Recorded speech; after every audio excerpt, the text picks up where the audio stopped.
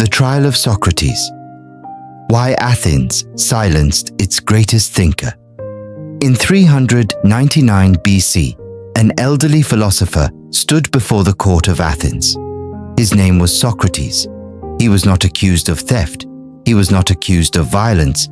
He was not accused of treason. He was accused of asking questions, of challenging what most people accepted as truth, of encouraging others to examine their lives, their beliefs, and their actions. To some, he was a wise man. To others, he was dangerous.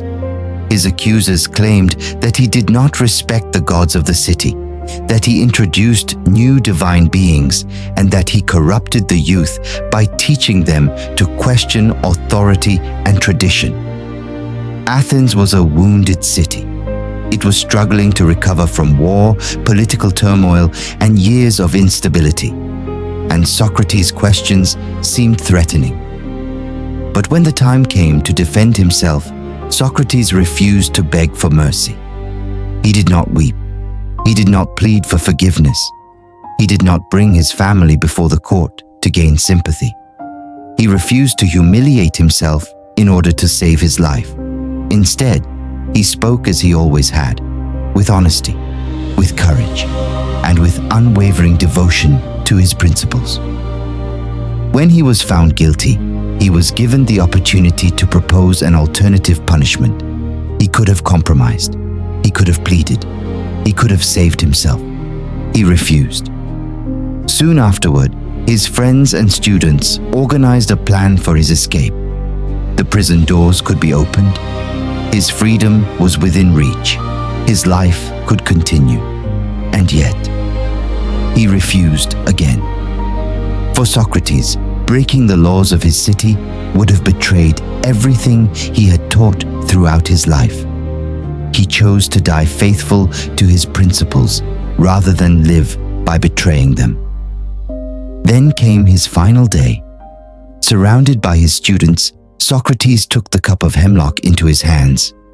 He did not panic. He did not break. He did not fear. He drank calmly, and he waited. For Socrates, death was not the end. It was a passage, the liberation of the soul from the chains of the body. He believed that the soul was immortal and that virtue was the only true good that followed a person beyond this life. That is why he did not fear death. He feared betraying his conscience far more than losing his life.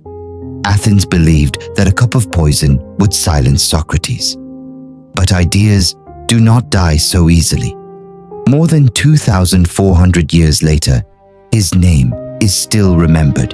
His questions still challenge us, and his example still inspires us. The story of Socrates reminds us of a timeless reality. Every society needs people who think, question, and dare to ask difficult questions. Yet those same people often become inconvenient, not because they carry weapons, but because they carry ideas. And ideas have the power to free the human mind from fear, habit, and blind obedience. Perhaps that is why, from the time of Socrates to the present day, those who encourage people to think for themselves often face resistance. The question is, what does a society fear more? The person who obeys or the person who thinks? Perhaps this is why even today, Socrates still looks at us across the centuries and asks, do you live according to what you truly believe, or are you afraid of the cost? Socrates died. His questions did not.